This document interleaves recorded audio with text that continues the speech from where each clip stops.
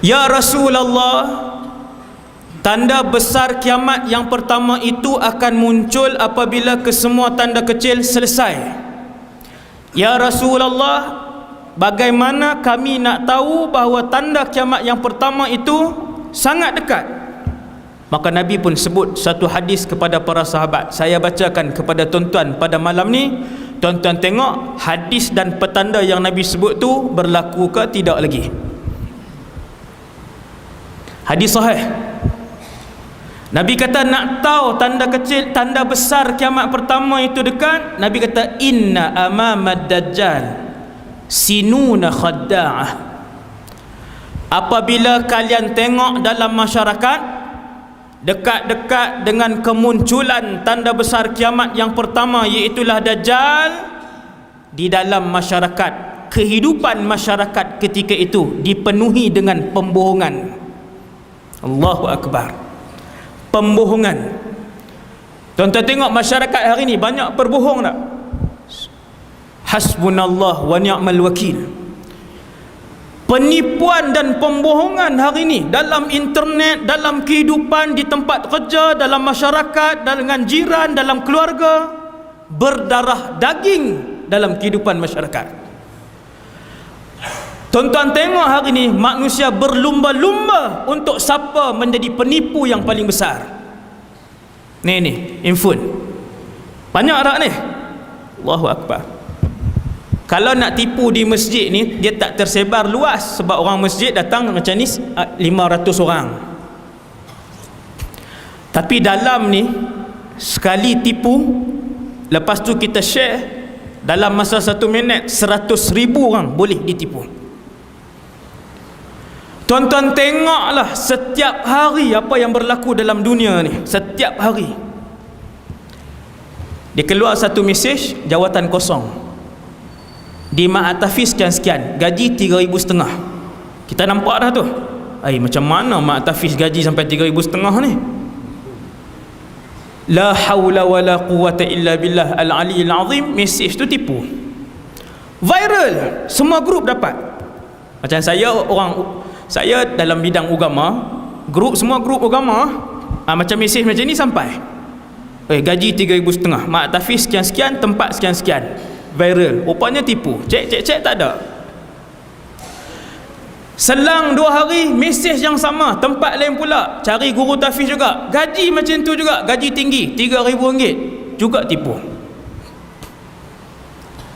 Tuan-tuan, siapa yang rajin ni, yang rajin pitai 2-3 muka surat, duk type kita perlukan guru segera, gaji yang kita tawarkan lumayan, tempat kita sekian, syllabus kita sekian, kriteria guru tu mesti macam ni. Siapa ni yang duk rajin, duk pitik benda-benda tipu ni? Tak ada kerja lain ke? Kalau kamu baca qul huwallahu ahad, 1/3 ganjaran dia daripada Quran. Tuan-tuan, setiap hari mesej tipu atau fitnah atau sebar aib orang ni penuh, sebar merata. Tetapi fitnah dan tipu itu apabila sampai kepada orang yang beriman, maka dia akan berhenti di situ. Ini kaedah para ulama sebut. Fitnah akhir zaman nanti, penipuan di akhir zaman nanti akan bertebar. Dia punya penyebaran dia laju, tetapi apabila dia sampai di tangan orang beriman, fitnah dan penipuan itu akan berhenti di situ. Hanya orang beriman saja yang tidak menyebarkan berita palsu, aib orang, penipuan dan sebagainya. Dia tak sebar. Datanglah banyak mana pun sebulan berita, tidak satu pun yang pernah di-share dan disebarkan oleh orang beriman. Takkan. Fitnah itu akan berhenti di tangan orang beriman. Jaga-jaga tuan-tuan.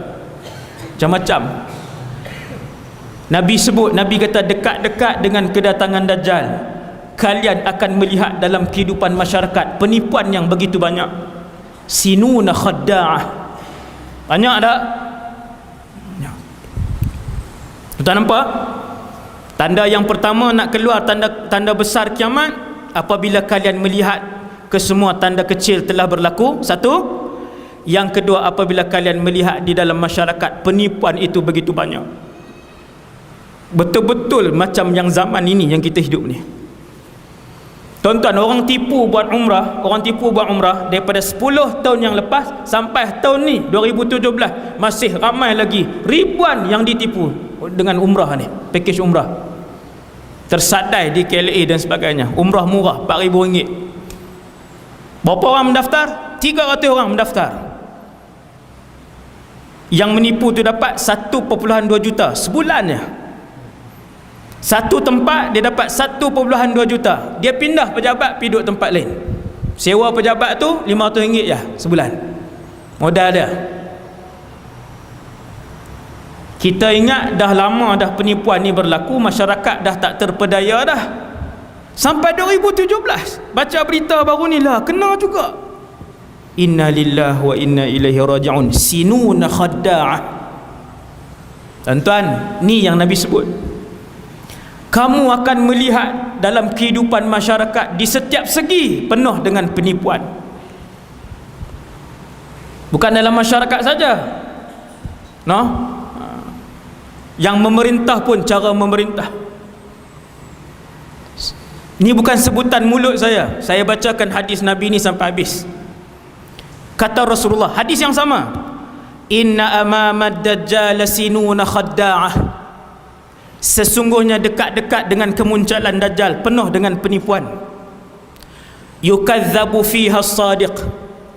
Orang yang bercakap benar akan dituduh sebagai penipu. Saya nak buat sekolah tuan-tuan sekarang ni. Baru nak mula buat bangunan. Siang malam bekerja baru nak buat bangunan. Tidak ada gaji. Kerana Allah, insya-Allah. Orang tak mesej, dia komen dekat poster sekolah, dia kata jangan jual agama untuk cari dunia. Kat saya, kita tengok mesej dia, kesian. Ratus orang tengok tulisan dia tu, komen dia tu, ratus orang tengok.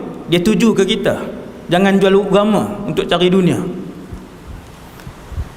Yukazzabu fiha as-sadiq. Orang yang bercakap benar pada zaman Dajjal nak muncul akan dikata penipu. Wa yusaddaqu fiha al-kadhib, dan penipu akan dijunjung oleh orang ramai. Dia ni yang cakap benar. Yang nak buat benda agama, orang tuduh ni menipu. Yang memang menzalimi masyarakat, orang kata depa ni lah cakap benar. Subhanallah. Zaman bila tuan? Tak habis lagi. Wa yu'taman wa yukhawwanu fiha al-amin. Orang yang amanah akan dikatakan khianat. Wa yu'tamanu fiha al-kha'in. Dekat-dekat dengan kemunculan Dajjal, kalian akan melihat masyarakat akan mengangkat pengkhianat-pengkhianat sebagai pemimpin mereka. Lagi tinggi jawatan, lagi banyak yang dia sapu. Negara mana kita tak tahu, tapi Nabi sebut. Lagi tinggi jawatan dia, lagi banyak yang dia ambil, yang dia khianat. Rasulullah sebut sallallahu alaihi wasallam, wa yu'tamanu fiha al-kha'in. Orang yang khianat, yang inilah yang diberikan jawatan. Hasbunallah wa ni'mal wakil. Macam khutbah Jumaat pula. Letih sekali dengan saya. Minum dulu Ustaz, tuan-tuan. 8 dah. Sekejap. Bismillah. Kemudian tuan-tuan yang dirahmati Allah sekalian,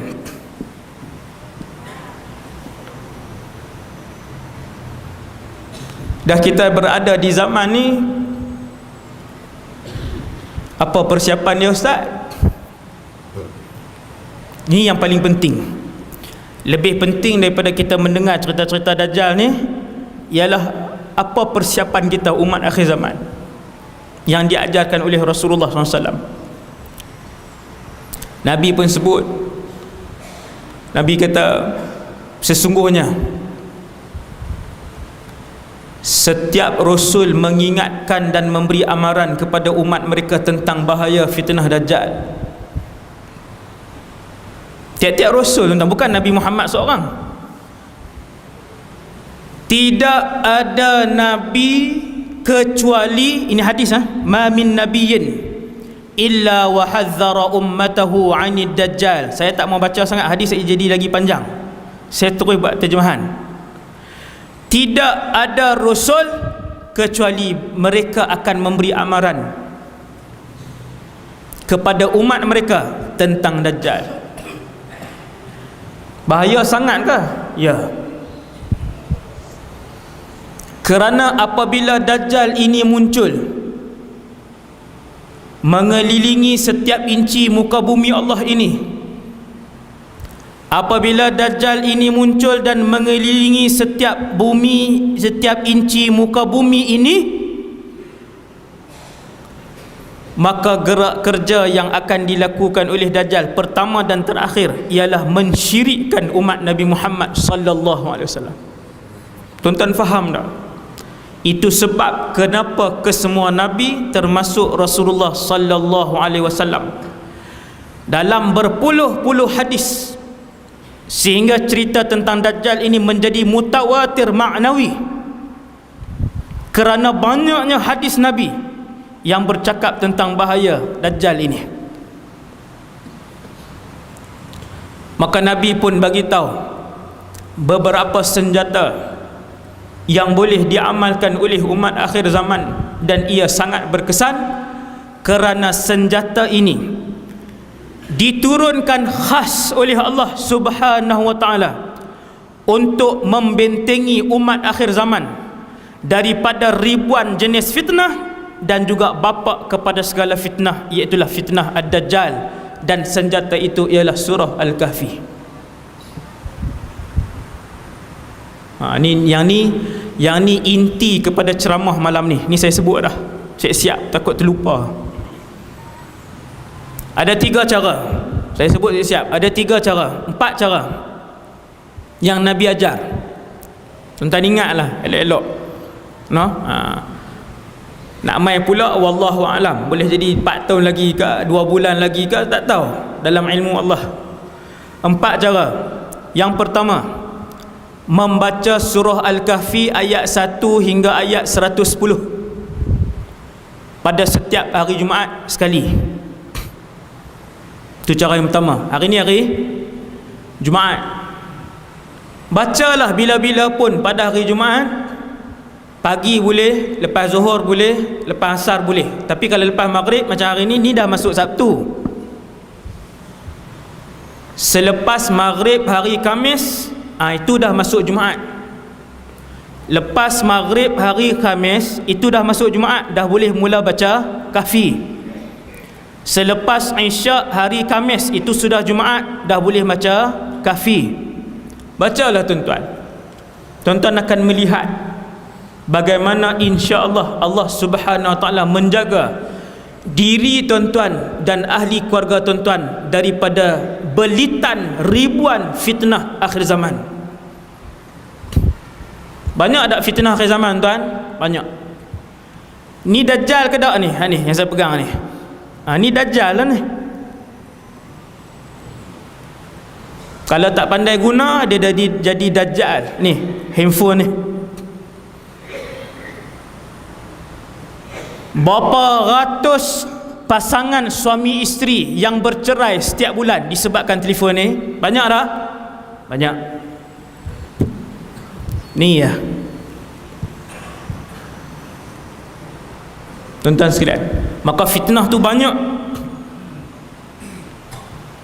Tuan-tuan nak rasa, siapa yang nak rasa bagaimana Allah melindungi dia dan keluarga dia daripada fitnah, tuan-tuan yang dirahmati Allah sekalian, amalkan Kahfi.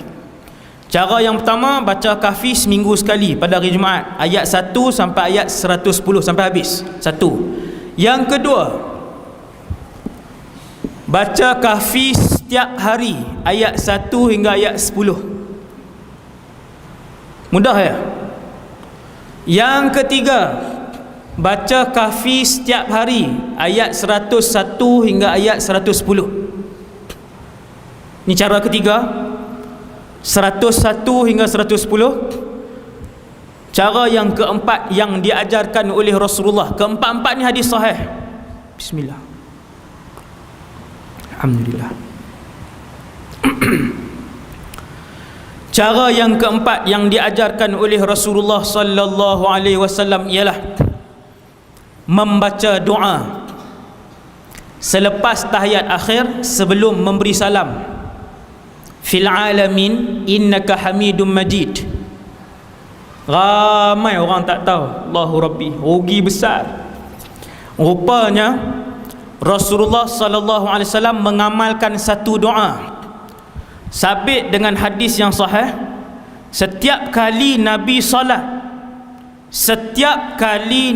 solat selepas tahiyat akhir sebelum bagi salam, fil alamin innaka hamidum majid, Nabi akan berdoa. Doanya begini: Allahumma inni a'udzubika min azabi jahannam wa min azabil qabri wa min fitnatil mahya wal mamat. Tiga yang Nabi minta. Apa yang keempat Nabi minta? Wa min syarri fitnatil masihid dajjal. 10 tahun Nabi ulang doa ni. 10 tahun Nabi ulang doa ni. Kita solat maghrib tadi baca tak? Tak baca. Rugi kita. Allahumma inni a'udzubika min azabi jahannam. 1. Wa min azabil qabri. 2. Wa min fitnatil mahya wal mamat. 3. Wa min syarri fitnatil masihid dajjal. 4. Assalamualaikum warahmatullahi. Assalamualaikum warahmatullahi. Kita jadi imam pun boleh baca, kita jadi makmum pun boleh baca. Siapa yang tak sempat tulis, buka dalam internet, tulis doa Nabi dalam tahiyat sebelum beri salam. Doa Nabi dalam tahiyat sebelum beri salam. Naik insya-Allah doa tersebut. Cara yang kelima, yang ni tuan-tuan bakal saya nak pesan pun mungkin kali ni je yang terakhir saya mai, wallahu alam, mai sini kan, sebab tempat banyak. Cara yang kelima yang saya sarankan kepada tuan-tuan, ibu-ibu, ayah-ayah semua, pakak-pakak buat, iaitu setiap hari pagi dan petang baca surah Kahfi ayat 1 hingga 10 dan ayat 101 hingga ayat 110. Maksudnya 20 ayat. 10 ayat terawal surah Kahfi, 10 ayat terakhir surah Kahfi, 20 ayat. Kita buat ni tuan-tuan sebab nak ikut sunnah Nabi. Niat pertama hak tu, ikut sunnah Nabi sallallahu alaihi wasallam. Niat yang kedua, waktu tuan-tuan beramai pagi dan petang tu, ya Allah, peliharalah aku dan ahli keluargaku dari fitnah yang begitu banyak di akhir zaman ini.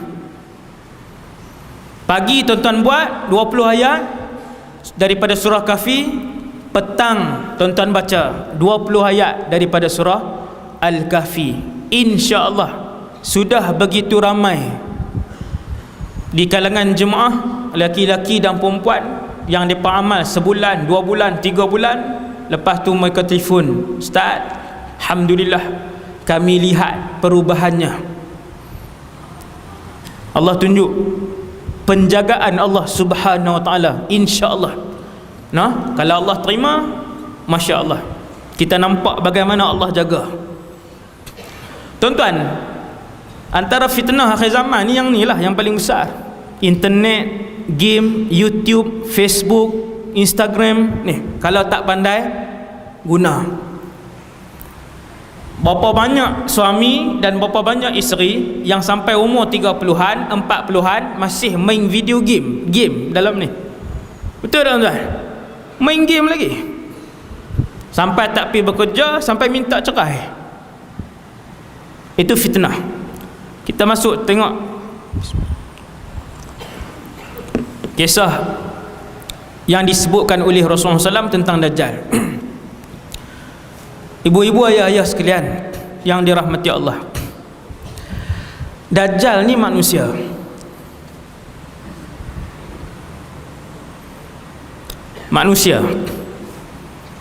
dia sudah pun dilahirkan. Pada zaman Rasulullah sallallahu alaihi wasallam ada orang bertemu dengan Dajjal. Saya cerita.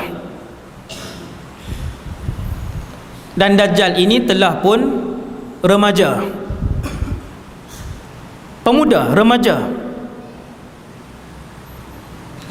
Dia umur dia tak tua-tua kau ustaz? Ya, tidak tua-tua. Dia minal munzarin, di kalangan mereka yang dipanjangkan usia.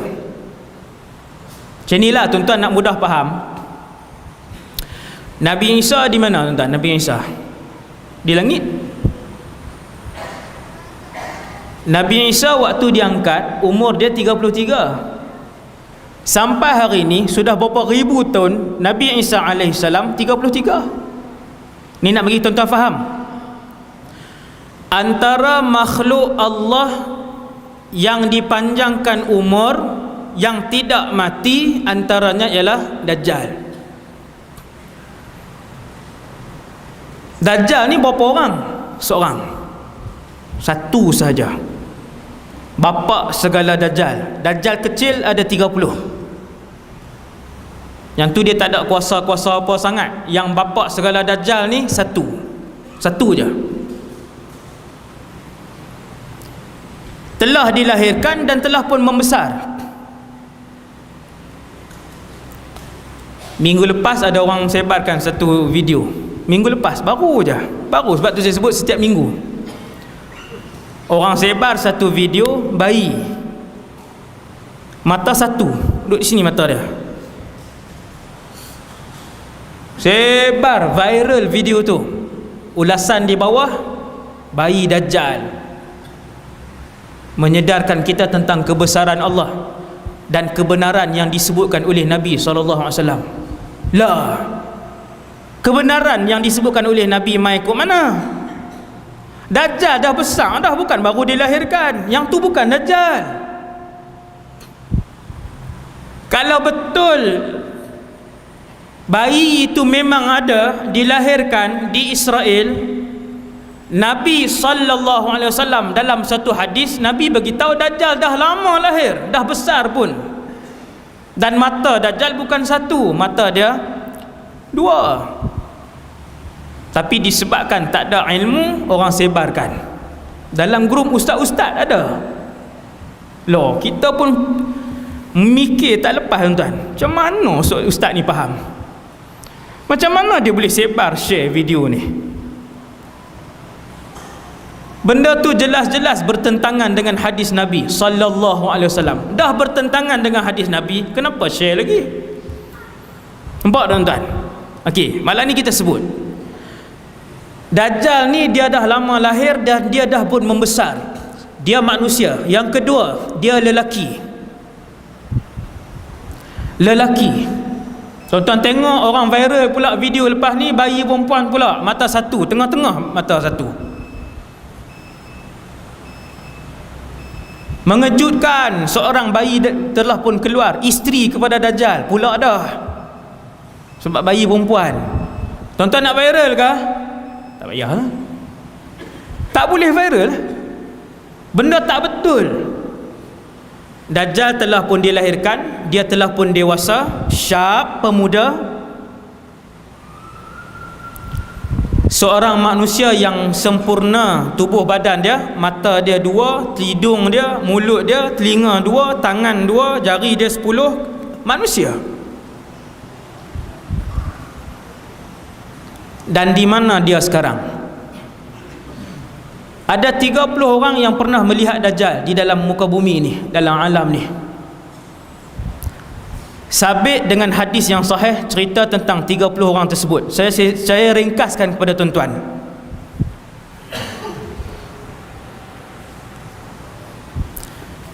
Pada zaman Rasulullah ada seorang lelaki namanya Tamim ibn Aus Ad-Dari. Dia naik kapal bersama dengan 30 orang daripada kabilah Lukham dan Judham. Ni cerita ni di negara mana tuan? Di Mekah, Madinah. Waktu tu Rasulullah SAW di Madinah, Nabi di Madinah. Lelaki ni orang Arab beragama Kristian. Dia dengan kawan-kawan dia 30 orang, mereka naik kapal pergi ke mana tidak diperincikan. Hadis ni tuan, ni hadis sahih riwayat Imam Muslim.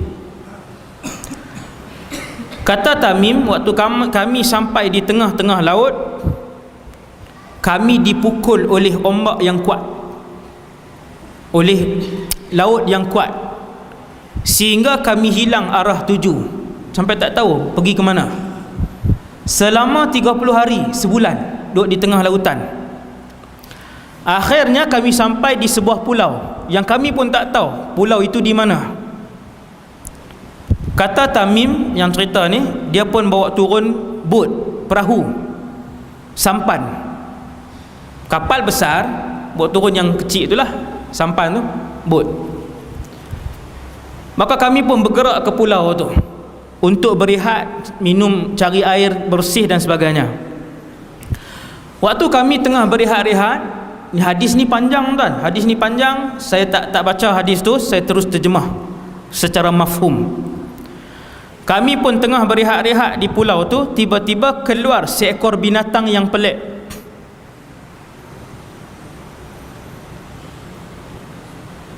Binatang ini berbulu lebat sehingga menutup seluruh bahagian badannya. Kemudian binatang ni pun datang dekat. Tuan-tuan, kalaulah binatang tu singa, sahabat akan sebut singa. Kalau binatang itu unta, sahabat akan sebut unta. Kalau binatang itu kerbau, sahabat akan sebut kerbau. Sebab binatang-binatang buas ini boleh dilihat di bumi Madinah pada zaman itu. Madinah pada zaman Rasulullah bukan macam hari ini tuan-tuan. Madinah pada zaman dulu 1400 tahun yang lalu dikelilingi oleh hutan tebal. Ini kena tengok sejarah geografi Madinah 1400 tahun yang lalu. Hutan tebal, gajah sahabat tengok, harimau sahabat tengok, pelanduk kijang sahabat tengok. Tebalnya hutan di Madinah ketika tu. Bila binatang ni keluar daripada pulau ni, seekor saja, dia berjalan mendekati 30 orang tadi. Kemudian dia bercakap, siapa kalian? Binatang tadi. Maka Tamim ibn Aus kata, kami pun jawab, kami adalah pemuda-pemuda Arab Kristian. Waktu tu tak Islam lagi, dia tak masuk Islam lagi. Kami pemuda-pemuda Arab Kristian, daripada semenanjung tanah Arab kami keluar. Sampai tengah perjalanan, tengah-tengah lautan, tiba-tiba laut mengganas. Kami dipukul oleh arus selama sebulan. Akhirnya terdampar di pulau ini. Tuan-tuan, bercakap dengan siapa? Binatang.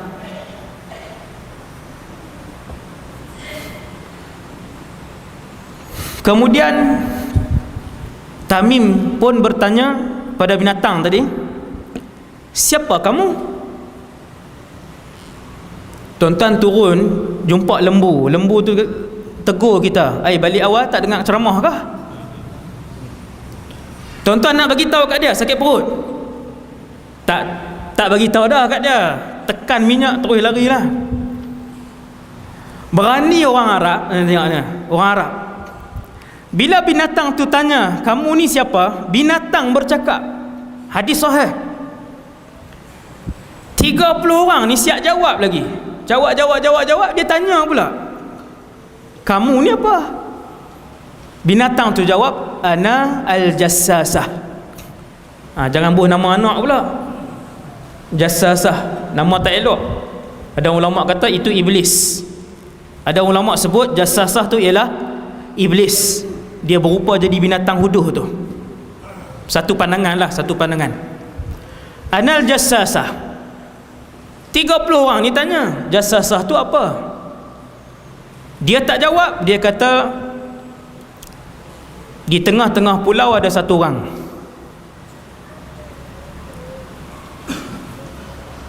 yang sudah lama menunggu kabar berita daripada orang lain. Ada orang pula dah di pulau tu. Maka orang yang duduk di tengah-tengah pulau tu nak jumpa dengan kalian, yang 30 orang tadi. Maka yang 30 orang tadi dalam keadaan yang tercengang. Pulau ni pulau apa? Ada binatang pelik ni, kalau pi tengah-tengah pulau ni, manusia tu syaitan ke apa ke, habis kita. Ini Tamim cerita. Tapi mereka pi juga. Mereka pergi ke tengah-tengah pulau. Berjalan 30 orang ke tengah-tengah pulau. Ini tuan-tuan tengok. Berjalanlah 30 orang ni masuk ke dalam hutan. Akhirnya sampai di satu tempat penahanan. Masuk ke dalam. Kata Tamim, kami pun masuk ke dalam. Dan begitu terkejut, kami mendapati di dalam itu ada satu orang lelaki, manusia, tetapi tubuhnya sangatlah besar.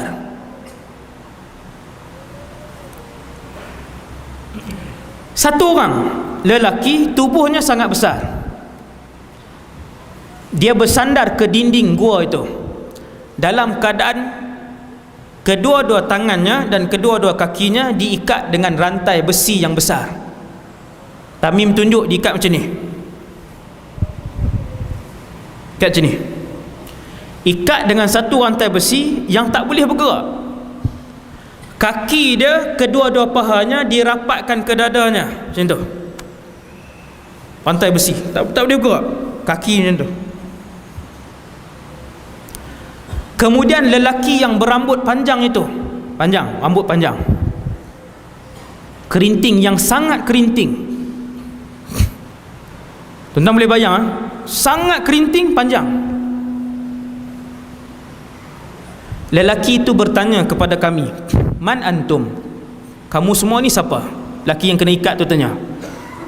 Kami Arab, agama Nasrani, daripada semenanjung tanah Arab, naik kapal, panjang cerita. Kemudian kami pun tanya kepada lelaki tadi, siapa kamu? Lelaki tadi dia tak jawab. Kemudian dia tanya beberapa soalan, 4 soalan. Tuan-tuan dengar soalan dia. Hadis ni hadis sahih. Soalan pertama lelaki ni tanya, kamu semua tahu tak tentang Tasik Tabariyah? Yang ramai-ramai ni jawab tahu.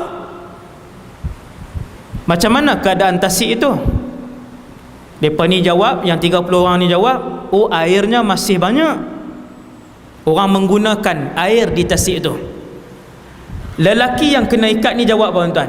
Lelaki ni kata, satu hari apabila kamu tengok Tasik itu hampir kekeringan, maka ketika itu aku akan keluar.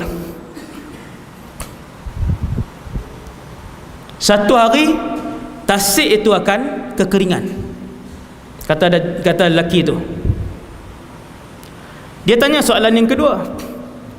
Lelaki yang diikat tu tanya, bagaimana keadaan ladang Baisan, Nakhlu Baisan? 30 orang ni jawab, ladang tu masih berbuah, kurmanya banyak. Lelaki yang kena ikat tu kata, satu hari ladang itu tidak akan lagi mengeluarkan buah. Nampak? 2, 3. Laki yang kena ikat tu tanya, bagaimana keadaan mata air Zughar? Mereka ni jawab, mata air Zughar airnya banyak. Dia kata satu hari mata air itu akan kering. Soalan yang keempat dan yang terakhir, lelaki ni dia tanya, apakah Nabi yang tak pandai membaca dan menulis telah pun diutuskan? Nampak tuan? Maka 30 orang pemuda-pemuda Arab yang 30 orang ni pun jawab, ya, Nabi itu telah pun diutuskan oleh Allah, dan dia telah pun berhijrah daripada Mekah ke Yathrib, Madinah. Adakah dia berperang dan dia diperangi? Pemuda-pemuda ni jawab, ya, Nabi itu diperangi. Adakah dia menang? Dia jawab, ya, setiap kali peperangan dia menang. Maka laki itu pun kata, alangkah beruntungnya siapa yang ikut Nabi, yang lelaki yang Nabi itu. Sesungguhnya, kata laki tadi, hanya kalian sahaja yang diizinkan oleh Allah untuk sampai ke pulau ini, dan aku yang diikat ini ialah Al-Masih Ad-Dajjal. 30 orang yang pernah melihat Dajjal di depan-depan. Tak lari tuan-tuan, tengok Dajjal di depan. Sebab dia tak tahu, waktu tu mereka pun tak tahu, bila kawan tu sebut akulah Al-Masihud Dajjal, tak lari juga. Kita hari ni kan, kalau dia main akulah Masih Dajjal, lari. Bila dia kata akulah Al-Masihud Dajjal, dan sudah hampir masanya, apabila tanda-tanda yang aku sebutkan tadi kering, maka aku akan dibebaskan oleh Allah Subhanahu Wa Taala. Tuan-tuan, kita tengok satu persatu. Nabi SAW diutuskan ke belum? Utus dah, habis dah. Utus dan telah pun wafat sallallahu alaihi wasallam. Tasik Tabariyah ni tasik di mana? Buka YouTube, balik lagi buka YouTube, tulis dalam bahasa Arab Buhairah Tabariyah.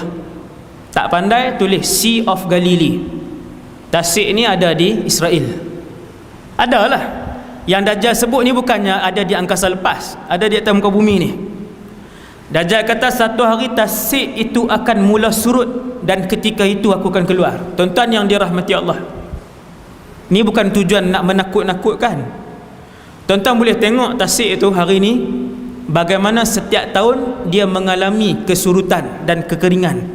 Tiap-tiap tahun kadar air dalam Tasik Tabariyah, Sea of Galilee itu setiap bulan menurun. Siapa yang jaga Tasik Tabariyah hari ini? Negara haram Israel. Kementerian Israel dia letak satu kayu penanda aras tu, sebab tasik itu kering setiap bulan. Bukan kering, menyusut setiap bulan. Benda tu dikomentarikan. Tuan-tuan boleh tengok dikomentari dalam bahasa Arab dan dalam bahasa Inggeris tentang kenapa Tasik Tabariyah mengalami kekeringan, penyusutan air setiap bulan. Tuan-tuan nampak tak? Jauh ke dekat kita ni? Zaman ni jauh ke dekat? Sebab tu daripada muqaddimah tadi saya beritahu. Soalan yang kedua, Dajjal tanya tentang ladang Baisan. Ladang Baisan di Palestin. Ladang Baisan 1400 tahun yang lalu dia ladang kurma. Hari ni 2017, ladang tu dah jadi tanah lapang dah. Ni. Bukan kata pokok saja, buah tak ada, sekali dengan batang-batang tak ada. Dajjal kata apabila kalian melihat Nakhlu Baisan tidak lagi mengeluarkan buah, maka ketika itu zaman untuk aku muncul telah hampir. Zaman mana tuan? Zaman mana? Siapan? Soalan yang ketiga, dia tanya tentang Ain Zughar, mata air Zughar. Antara ulama moden yang alim yang menafsirkan dan mencari Ain Zughar ni adalah mufti Mesir yang lepas, Dr. Ali Jum'ah. Dia buat kajian, kemudian dia pergi. Bila Nabi sebut Ain Zughar ini dekat dengan Syam, Syria, Jordan apa semua ni, pasukan ulama daripada Mesir ni pergi ke kawasan sana, dan mereka mendapati Ain Zughar itu merujuk kepada laut mati. Laut mati. Saya sampai laut mati tu 2 kali. Waktu tu jahil lagi. Tempat tu tak boleh pergi tuan, tidak digalakkan kan. Laut mati, tempat laknat. Tapi dia ajib lah tempat tu. Kadar laut dia tak silap saya 60 kali daripada laut biasa. 1 kilometer sebelum tuan-tuan sampai tu, telinga dah kita dah dengung dah sikit. Tuan-tuan masuk dalam laut mati. Dia tasik tapi dia dipanggil laut mati. Bila tuan-tuan masuk, tuan-tuan berjalan dalam, dia tak tenggelam. Tuan-tuan boleh berjalan sampai tengah. Laut mati itu 100 tahun yang lalu penduduk di situ sebut Ain Zughar. 100 tahun yang lalu penduduk di situ sebut itu Ain Zughar. Ketika kumpulan ulama daripada Mesir, termasuk mufti Mesir yang lalu, pergi ke situ, berdiri di atas, bukan di dalam air tu, di tepi Laut Mati, berdiri. Orang kampung sebut, wahai tuan mufti, dulu di sini adalah sebahagian daripada Laut Mati tu. Dia tunjuk satu pokok jauh daripada Laut Mati tu, pokok jauh daripada Laut Mati tu. Dia kata, wahai tuan guru, dulu di pokok itu, situ masih lagi digenangi oleh Laut Mati, dan hari ini dah mula surut. Tuan-tuan yang dirahmati Allah sekalian, selesai tentang Dajjal. Jadi Dajjal ini dia diikat di sebuah pulau. Dia lelaki, dia pemuda, rambutnya kerinting, matanya dua tetapi buta di sebelah kanan matanya. Mata kanan buta.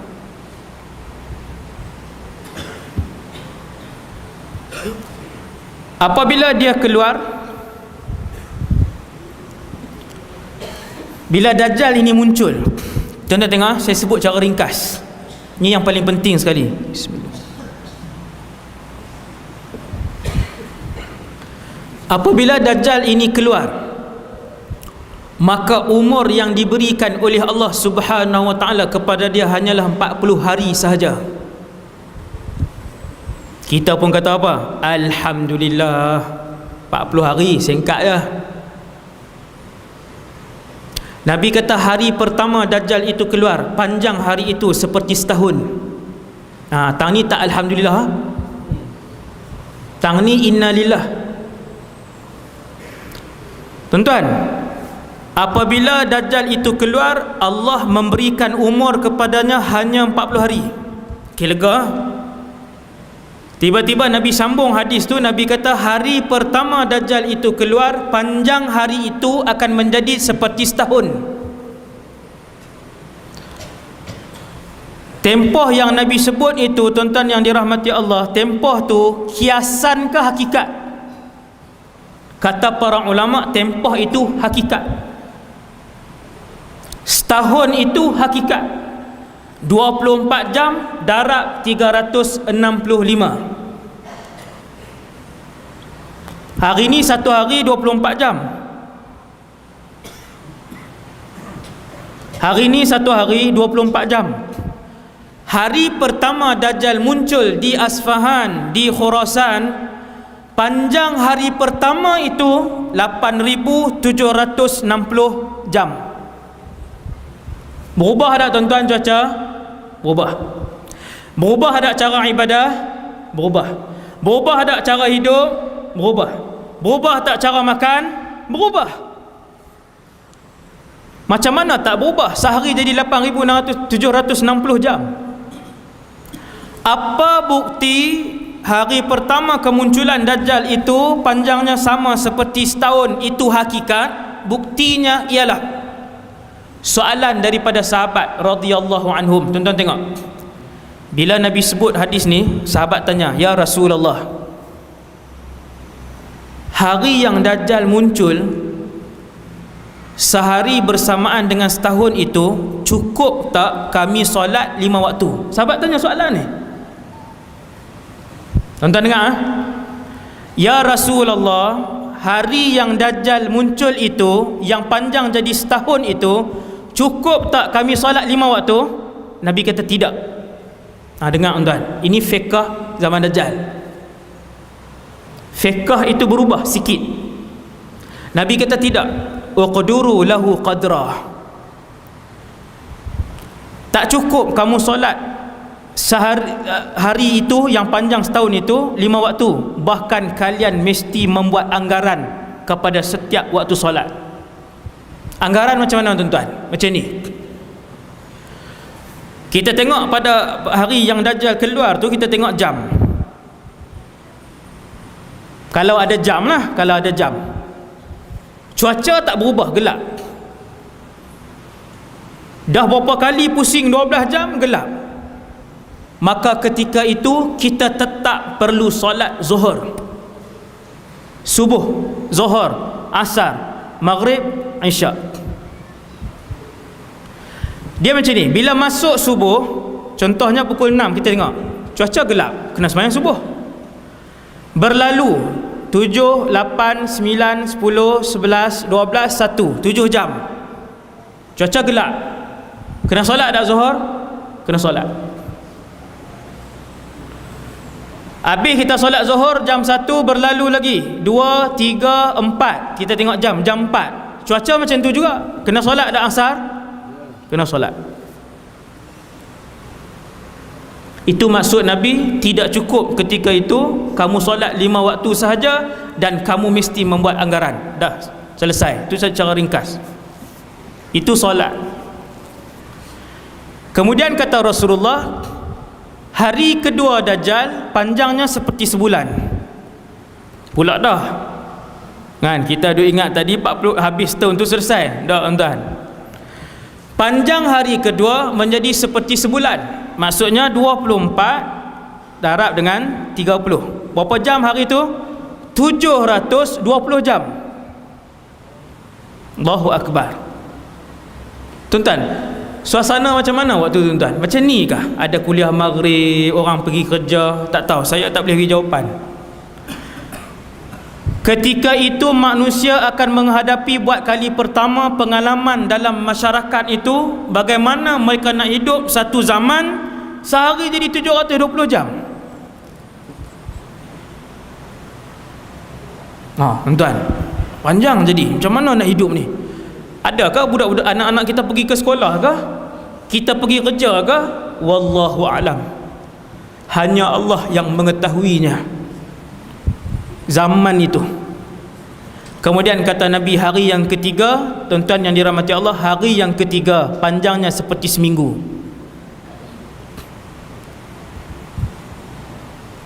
24 darab dengan 7, 168 jam. Dan hari yang keempat kata Nabi SAW, barulah hari itu berjalan seperti hari-hari biasa kalian. Hari keempat. Semua sekali tuan-tuan, 365 campur dengan 30 campur dengan 7 hari campur dengan 27, semua sekali lebih kurang 429 hari. Lama tuan-tuan. Benda kedua yang paling besar yang saya nak sebut kepada tuan-tuan, yang pertama solat. Yang kedua yang paling besar ialah apabila sahabat tanya, ya Rasulullah, apa yang akan berlaku ketika mana hari yang panjang yang Dajjal itu keluar? Kata Rasulullah, Dajjal akan mengelilingi bumi. Tidak ada kampung, tidak ada bandar, tidak ada lorong, tidak ada kawasan kecuali dijejaki oleh Dajjal. Tuan-tuan yang kata kami duduk Kuala Berang Ustaz, jauh. Tidak ada kampung atau bandar kecuali sampai Dajjal. Pada hari pertama Dajjal keluar, tidak akan ada setitis pun air untuk diminum, dan tidak akan ada sekeping roti pun untuk dimakan. Tuan-tuan, Nabi sebut tidak akan ada setitis air. Zaman hari ni kita tengok, air banyak Ustaz, sungai apa semua. Tuan-tuan sekalian, itu sebab tak berlaku kemarau. Cuba berlaku kemarau. Tuan-tuan, Malaysia ni kalau Allah sekat hujan 3 bulan, berapa negeri akan mula mencatur air? 2 tahun lepas, 3 tahun lepas berlaku kemarau, 3 bulan hujan tak turun. Saya tengok sendiri, beberapa negeri mencatur air baru 3 bulan. Kalau 5 bulan, kalau 7 bulan, kalau 10 bulan, setahun sebelum kedatangan Dajjal, Allah SWT contoh Allah mengkemaraukan negeri kita. Tuan-tuan nak jumpa air ni? Tak jumpa. Tuan-tuan, bila hujan tak turun selama 7 bulan di Semenanjung ni, sungai kering tak tuan-tuan? Kering. Empangan kering tak kalau 7 bulan tak turun hujan? Kering empangan. Air yang disimpan dalam bukit, kalau hujan tak turun 7 bulan, air terjun, air sungai yang kita duk pergi mandi tu, tak ada air tuan-tuan. Nampak tak? Jadi itulah yang disebutkan oleh Rasulullah pada hari pertama keluar Dajjal, air ini tidak ada setitis pun. Ni, setitis pun tak ada. Tadi kita kata sebulan boleh simpan ustaz kan, 5 beg beras cukup lah. Masalahnya ialah hari pertama sudah tidak ada lagi sekeping roti dan setitis air. Siap. Orang berperang tak tuan-tuan? Tak ada makanan, orang berperang tak? Perang. Orang sanggup bergaduh? Bergaduh kalau tak ada makanan. Apatah lagi kalau tidak ada air. Maka sahabat tanya soalan yang kedua kepada Nabi SAW. Ke-9 saya berhenti, insyaAllah dah 8.45 dah. Tuan-tuan pun letih, saya pun letih. Allahu Akbar. Sahabat tanya, ya Rasulullah, bagaimana orang Islam untuk mendapatkan makanan? Nabi pun jawab, ketika Dajjal datang di satu tempat. Tuan-tuan, Dajjal dia akan datang satu tempat, satu tempat, satu tempat, satu tempat. Apabila dia sampai di satu tempat, maka Dajjal akan bawa bergunung-gunung roti dan makanan. Bergunung. Siapa nak dapatkan makanan, siapa nak dapatkan minuman, satu saja ucapan, mudah saja. Dia perlu mengaku, alastu bi rabbikum, bala, kamulah Tuhan kami. Dia kena mengaku macam tu aja. Mudah aja. Mengaku apa tuan-tuan? Jual iman dan akidah yang paling mahal yang ada pada diri kamu, mengaku aku Tuhan kamu, dapat makanan. Waktu tu tuan-tuan, kita akan melihat betapa ramai di kalangan umat Nabi SAW berbondong-bondong ketika mana tidak ada makanan dan minuman. Mereka menyembah Dajjal, mereka mengaku tentang ketuhanan Dajjal, wal'iyadzubillah. Yang inilah yang paling ditakuti oleh, yang dirisaukan oleh semua Nabi dan Rasul. Apa dia tuan-tuan? Satu orang umat Nabi Muhammad mengaku Dajjal sebagai Tuhan, maka kafir dan kufurlah dia selama-lamanya, tidak lagi akan keluar daripada neraka Jahannam, wal'iyadzubillah. Tuan-tuan, orang sujud, orang mengaku dia Tuhan, habis waktu tu, habis. Maka sahabat tanya, ya Rasulullah, kalau macam tu, kami yang beriman, yang nak pertahankan iman kami ni macam mana ya Rasulullah, kalau kami hidup pada zaman tu? Tuan-tuan tahu apa Nabi jawab? Adakah Nabi jawab Allah SWT akan berikan air pada orang beriman? Sepanjang 400 tahun tempoh yang Dajjal turun tu, 400 tahun 400 hari. Walaupun 40 hari, tapi hakikatnya ialah 400 hari. Sepanjang tempoh 400 hari Dajjal keluar itu, 400 hari itu orang beriman tak minum dan tidak makan. Macam mana tuan-tuan? Makanan mereka ialah, kata Rasulullah, subhanallah walhamdulillah, la ilaha illallah, wallahu akbar. Masuk akal tuan-tuan? Tak masuk akal. Tetapi itulah makanan orang beriman. Kita hari ni tak makan 4 jam, start motor carilah makanan. Pagi sarapan dah, tengah hari makan nasi dah, petang tu dia nak. Petang tu kalau kena juga cakotiau ke, keleko ke, goreng pisang ke. 400 hari mereka yang nak selamatkan iman mereka daripada Dajjal tidak akan meneguk air walaupun satu tegukan. Macam mana tuan-tuan? Saya baca hadis ni, saya termenung panjang, tak boleh nak masuk akal saya. Macam mana nak selamat? Kata Rasulullah, makanan mereka hanyalah subhanallah, walhamdulillah, wala ilaha illallah, wallahu akbar. Nabi kata tiap-tiap kali mereka sebut zikir itu, perut mereka akan terasa kekenyangan. Luar biasa tak? Luar biasa. Inilah antara benda sukar yang kita nak hadapi pada zaman Dajjal. Kalau Allah panjangkan umur duduk pada zaman tu, wal'iyadzubillah, itulah cabaran yang paling besar dalam kehidupan umat Nabi Muhammad sallallahu alaihi wasallam. Besar tuan-tuan cabaran tu. Apabila dia datang ke dalam satu kampung ataupun dalam satu bandar, ini Nabi besar ni. Nabi kata, kamu tengoklah dia, sesungguhnya mata kanannya buta, dan ketika mana dia mengaku bahawa dirinya Tuhan, ketahuilah bahawa Allah itu tidak buta matanya. Tuan-tuan, dia manusia berjalan, bukannya dia terbang. Dajjal itu tidak terbang, dia berjalan seperti manusia, makan seperti manusia, melihat dan bernafas seperti manusia. Bila dia datang, dia berucap di depan 10,000 orang di Kuala Berang ni. Dia kata, akulah Tuhan sekalian alam. Nabi kata, tengok muka dia, lihat kehuduhan matanya, matanya buta, dan Tuhan itu tidak buta. Jangan kalian terpedaya dengan dia. Dan setiap manusia beriman, apabila melihat Dajjal, mereka akan melihat di dahinya akan tertulis 3 huruf, iaitulah kaf, fa, ra. Bacaannya ialah kafir.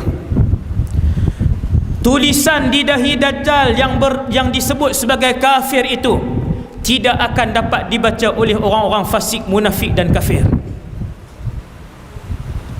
Jaga-jaga tuan-tuan, yang ni yang paling saya takut, yang paling kita semua takut. Hari ini kita ada jawatan ustaz, kita ada jawatan mufti, kita ada jawatan imam, kita ada jawatan sekian, kita ada jawatan sekian. Keluar Dajjal nanti tuan-tuan, kawan di sebelah kita nampak di dahi itu, ada tulis di dahi dia, jangan pergi, itu Dajjal. Kita pula kata tak nampak pun. Kenapa tak nampak? Kerana Nabi kata si fasik dan munafik tidak akan dapat baca tulisan itu. Wal'iyadzubillah. Ramai tak fasik hari ni tuan-tuan, munafik. Allahu Rabbi.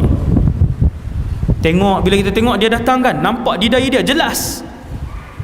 Tuan-tuan, di dahi dia tidak ditulis dengan kapur ataupun cat ataupun pen, tetapi orang-orang beriman akan membaca dengan nur yang diberikan oleh Allah daripada hati. Nur tu naik ke mata, dengan nur itu hidayah Allah, dengan hidayah Allah itu dia pun baca kafir. Dajjal ni lari. Apabila kalian berjumpa dengan Dajjal, larikanlah diri kalian. Bukan pergi interview pula. Lari. Jauhkan diri daripada dia. Jangan risau tak dapat makanan, kerana makanan orang beriman ialah subhanallah, walhamdulillah, wala ilaha illallah, wallahu akbar. Antara yang paling banyak terpengaruh dan terpukau dengan Dajjal antaranya ialah Yahudi, dan yang keduanya wanita. Sehingga kalian akan melihat bagaimana kalian ketika itu akan mengikat ibu, kakak dan adik perempuan kalian di rumah masing-masing. Ikat. Kenapa ikat tuan-tuan? Bila Dajjal dia datang, dia bawa kemewahan, dia bawa makanan, dia bawa minuman, dia bawa emas dan perak. Tuan, orang bawa emas dan perak ni berketul macam ni, bukan iPhone 8, bukan iPhone 10. Emas begini, emas. Nabi kata dia tunjuk ke tanah, terkeluar emas dan perak. Keluar macam tu, keluar. Terpelanting-pelanting, terkeluar-keluar emas dan perak daripada tanah. Dia pun pegang emas dan perak. Siapa yang nak kemewahan, nak makanan ni, sila datang ke depan dan mengaku bahawa aku adalah Tuhan. Tuan-tuan, agak-agak manusia waktu tu berebut dah. Tuan-tuan tengok keadaan saudara-saudara se-Islam kita di Malaysia pada hari ini. yang dikeliling kita pada hari ini, tuan-tuan, agak-agak pada zaman Dajjal keluar, tawarkan emas perak, tawarkan makanan dan minuman pada masa tak ada makanan dan minuman, apakah manusia akan sujud ataupun lari daripada dia? Hari ini kalau ada tawaran RM1,000 pun manusia berebut-rebut RM1,000. Sanggup tak solat berhari-hari, nak beli tiket bola berapa hari orang beratok, buat kemah depan tu 3 hari. Hasbunallah wa ni'mal wakil. Beli tiket bola, tuan-tuan, beli nak tiket nak tengok perlawanan bola, orang beratur, tuan-tuan, 3 hari duduk di situ, 2 hari duduk di situ, 12 jam berdiri di situ. Tu kena bayar duit. Kalau bagi duit, kata Nabi, kalian akan melihat betapa ramai yang akan ikut dia, mengekori dan membuntuti Dajjal ke mana saja dia pergi, seperti mana sekawan lebah yang mengikuti ketua mereka. Habis pakai ikut. Jadi sama-samalah pakai buat persiapan. Saya rasa cukup sekadar tu kot 9 lah. Sejam setengah, tuan-tuan. Main-main melawak-melawak pun. Sekadar tu dulu, insya-Allah.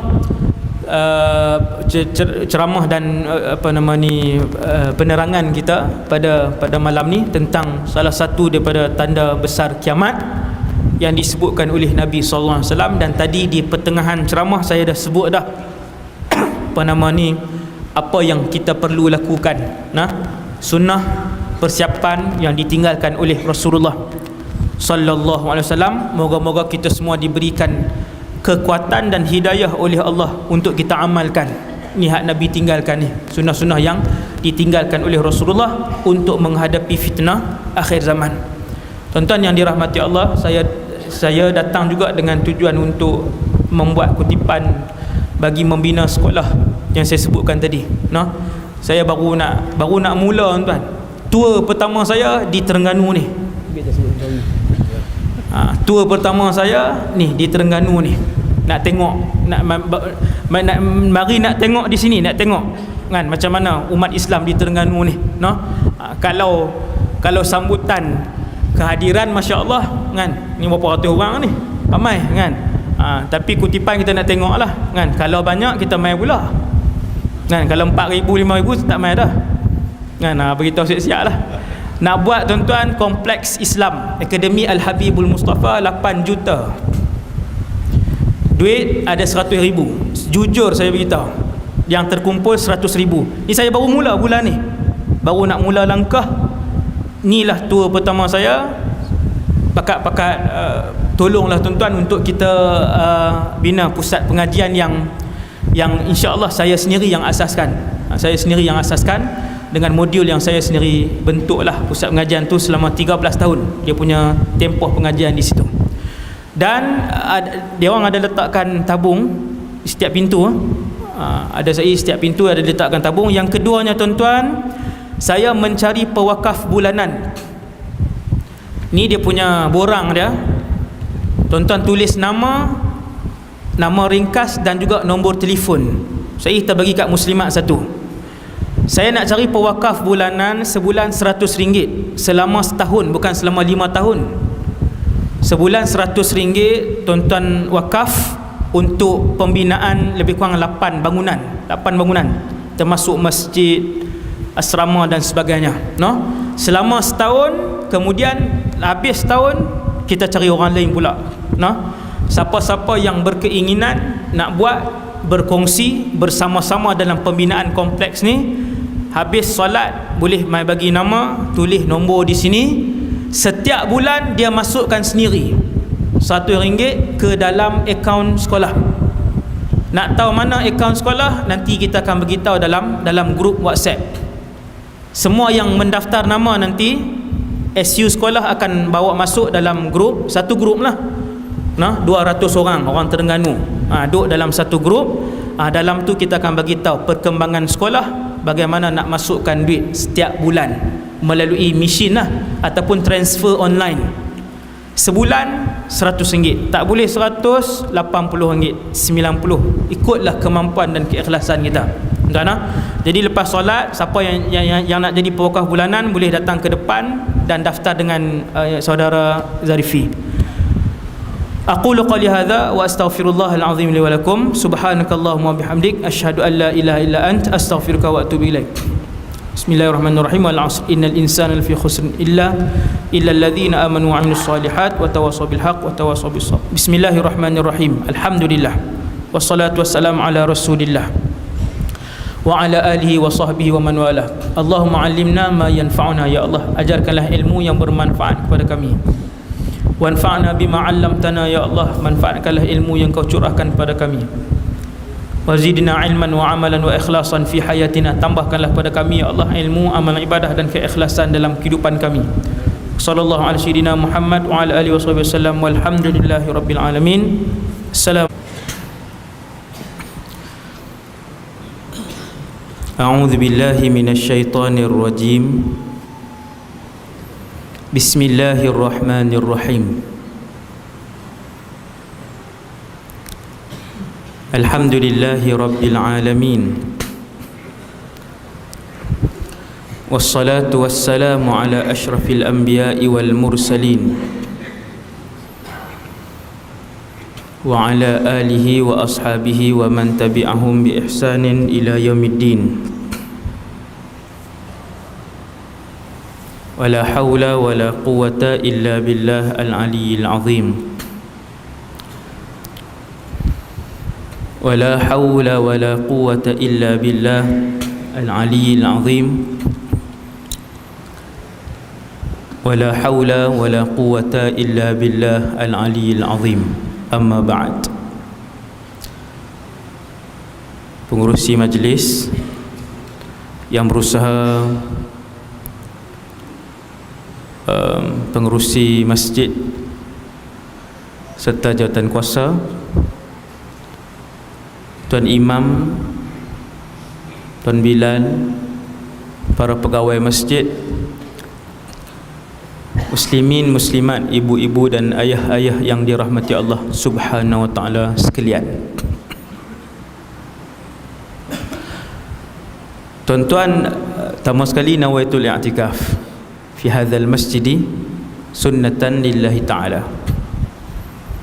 Bagi yang belum niat i'tikaf,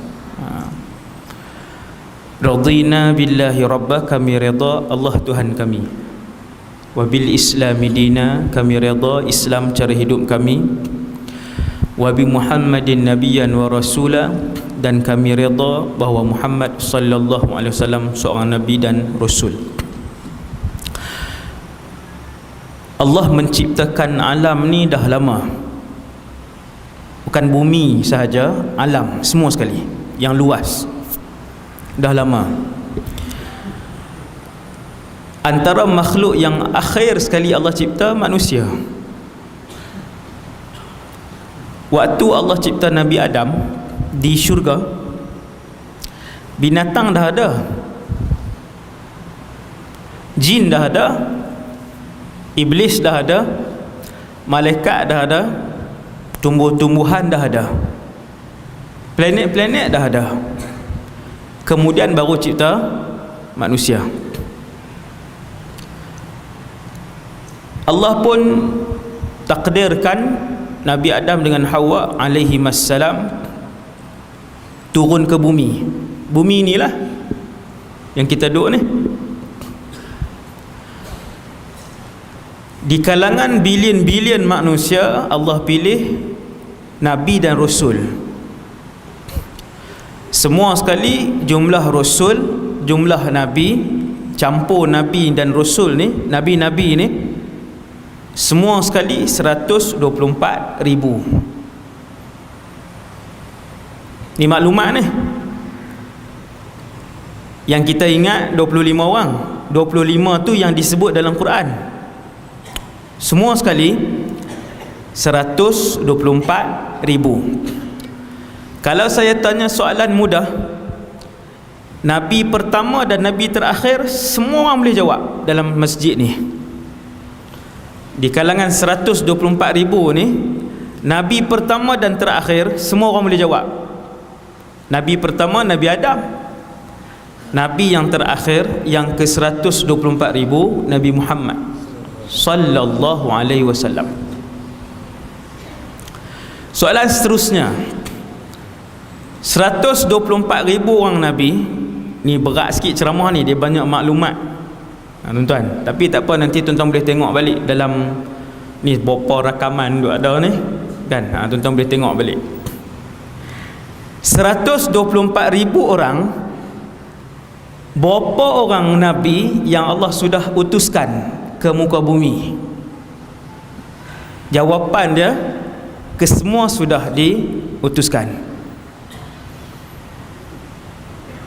Sekali lagi soalan, di kalangan 124,000 orang ni berbaki berapa orang lagi Nabi yang belum dia utuskan oleh Allah? Jawapan dia kosong. Maksudnya bumi ni dah lama,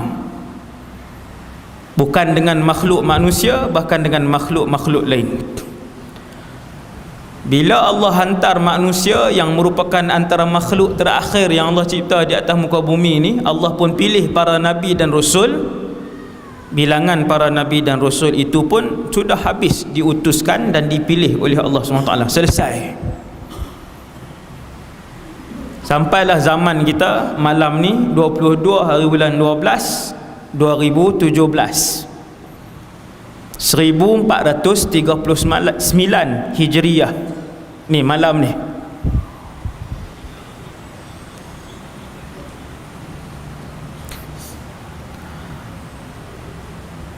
Bila dah habis Nabi, apa akan jadi kepada bumi ni? Ni nak masuk ke Dajjal ni, bukan keluar tajuk ni tuan, ni mukadimah. Tajuk Dajjal 3 jam. Kita start 7.40, 8.40, 9.40, 10.40. Pakai balik awal lah sekali. Saya ringkaskan malam ni 1 jam saja. Boleh? 1 jam 10 minit ke 1 jam 15 minit, kita tengoklah, insya-Allah.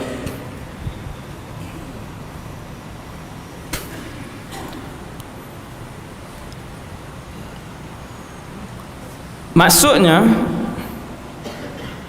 bila manusia ini akhir penciptaannya, kemudian nabi-nabi yang dipilih oleh Allah telah pun habis. Sampailah ke nabi dan rasul yang terakhir, iaitulah nabi kita Muhammad ibn Abdullah sallallahu alaihi wasallam. Selesai. Nabi pun bagi tahu kepada para sahabat, sesungguhnya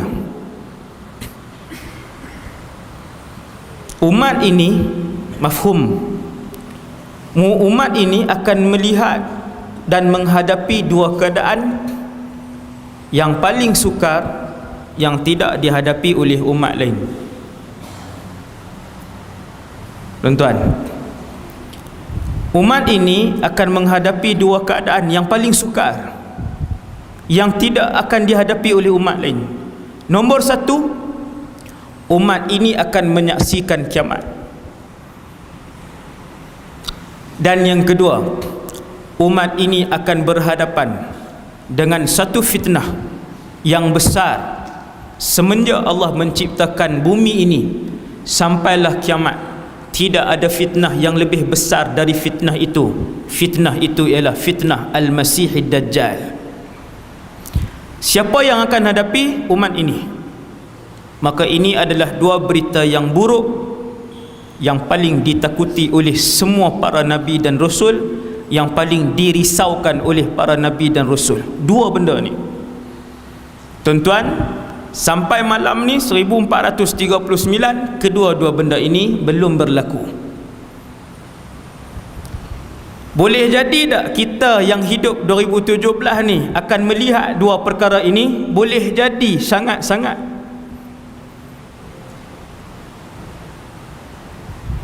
Ni yang masih berbaki 2017 ni, 2018, 2019. Generasi yang masih hidup inilah yang ada kemungkinan akan melihat dan menghadapi dua kejadian besar ini. Wallahu a'lam. Dua benda ni. Bila malaikat Jibril dia datang kepada Rasulullah satu hari, malaikat Jibril datang dengan rupa paras seorang manusia yang berjubah bersih dan putih, rambutnya hitam berkilat. Kemudian malaikat Jibril yang datang dalam rupa orang ni, dia tanya beberapa soalan kepada Rasulullah sallallahu alaihi wasallam. Semua sahabat tak tahu yang tu adalah Jibril.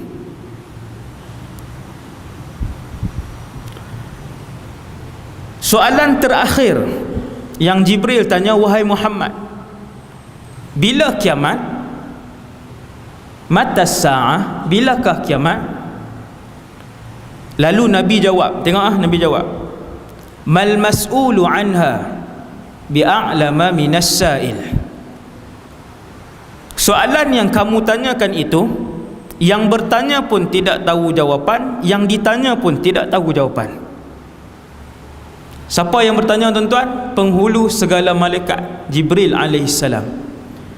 Siapa yang ditanya? Penghulu segala nabi dan rasul, Muhammad sallallahu alaihi wasallam. Nabi jawab jelasnya, tak ada takwil-takwil dah. Orang yang bertanya pun tidak tahu jawapan, orang yang ditanya pun tidak tahu jawapan. Bila kiamat? Kemudian Jibril tutup pertemuan hari itu dengan soalan, kalau begitu, adakah kiamat itu ada tanda-tandanya? Maka Nabi pun sebut, ya. Untuk mengetahui bahawa kumpulan manusia itu dekat dengan kiamat, maka Nabi membahagikan dua tanda kiamat. Tanda kiamat kecil dan tanda kiamat besar. Tanda kiamat kecil dan besar ni yang mana dulu yang berlaku? Kecil dulu ke yang besar dulu? Kalau jawab salah teruk sangat. Yang jawab besar dulu tu, yang tu memang baru malam ni main ceramah. Dia tengok tajuk Dajjal, kenapa ni? Kecil dan besar. Kecil dulu berlaku, kemudian besar. Berapa bilangan tanda kiamat kecil dan berapa bilangan tanda kiamat besar? Ulama himpunkan hadis-hadis Nabi di sana dan di sini. Nabi tak sebut dalam satu hadis, di dalam ratusan hadis. Ulama pun himpun semua. Kata para ulama, mereka mendapati bahawa tanda-tanda kecil kiamat lebih kurang 170 tanda kecil, dan tanda besar kiamat paling masyhur 10 tanda besar. 170 tanda kecil ni bila mula berlaku? Jawab para ulama hadis, tanda-tanda kecil kiamat ini bukan mula berlaku 5 tahun yang lalu. Tanda kecil kiamat mula berlaku 1400 tahun yang lalu. Lama ke baru tuan? Lama dah. Bila tanda kecil kiamat sudah 1400 tahun yang berlalu, setiap 10 tahun, setiap 10 tahun, setiap 100 tahun, kemudian 100 tahun, 100 tahun, sampai malam ni sudah 1400 tahun. Orang hari ini pun bertanya kepada para ulama hadis, wahai para alim ulama, sudah berapa tanda-tanda kiamat kecil ni yang dah berlaku? Maka para ulama hadis pun menjawab dengan jawapan, berikan kepada kami tanda-tanda kecil yang belum berlaku. Itu antara cara soalan, cara jawapan yang diberikan. Ulama himpun tanda-tanda kecil ni. Ulama kata cuba cari tanda kecil mana yang belum berlaku, kecuali beberapa sahaja. Tuan-tuan buka lah internet malam ni, tuan-tuan belilah buku tanda-tanda kecil kiamat, tuan-tuan tengok tanda-tanda kecil kiamat, tuan-tuan tengok satu persatu sampai 10, sampai 20, 50, 70, 90, 110, mana satu yang belum berlaku? bangunan pencakar langit, arak diminum merata-rata, ramai orang yang meninggalkan solat, ramai orang yang berzina, anak yang memperhambakan ibu dan ayah. Yang mana yang belum berlaku? Tuan-tuan faham tak? Ni nak masuk ke tajuk ni, duk mukadimah lagi. Tengok kira apa? 8 dah. Subhanallah. Ni kita main malam ni, saya orang Kedah, minta maaf no, tak biasa keluar negeri pula tu kan, duduk dalam Kedah ya, sebab tu cakap Kedah piau. Kita datang pada malam ini, ibu-ibu dan ayah-ayah sekalian, bukan untuk kita menunggu Dajjal, tidak, tetapi kita datang pada malam ini antaranya ialah untuk belajar ilmu yang ditinggalkan oleh Rasulullah SAW kepada kita semua tentang akhir zaman, kerana kita umat kepada akhir zaman. Paling hujung kata para ulama, antara tanda kecil kiamat yang beberapa sahaja yang belum berlaku, antaranya ialah keluarnya Imam Mahdi. Tinggal berapa saja. Apabila ulama sebut kebanyakan tanda-tanda kiamat kecil telah pun berlaku, telah pun dilihat, maka selesai tanda kecil kiamat. Kata Rasulullah, kalau pagi ni lengkap ke semua tanda kecil kiamat, maka tengah hari itu akan keluar tanda besar kiamat yang pertama. Tanda besar, tanda besar habis tuan. Bila keluar tanda besar, dia berubah banyak benda. Sekejap lagi kita akan bincang. Bila keluar tanda besar yang pertama, cuaca berubah, habis macam-macam. Pemakanan berubah, ibadat berubah, cara solat berubah. Maka ini perlukan kepada ilmu. Dia tak boleh tunggu tanda besar kiamat pertama keluar, okey baru kita mengaji. Macam ni cara dia. Sekarang orang Islam kena ada pengetahuan tentang ini untuk menghadapi kemungkinan datangnya zaman itu. Wallahu a'lam, dalam ilmu pengetahuan Allah, bilakah ia akan berlaku? Benda apa bila tu? Tanda kiamat yang pertama. Kalaulah saya letakkan botol ni di sini, inilah tanda besar kiamat yang pertama, maka di mana zaman kita hari ini? Kata Rasulullah, untuk keluar tanda besar kiamat yang pertama, apabila kalian melihat tanda-tanda kecil kesemuanya telah berlaku. Faham tuan? Di mana kedudukan kita? Sini ya. Sini. Sebelah menyebelah dah. Sebelah menyebelah dah kita ni, zaman ni.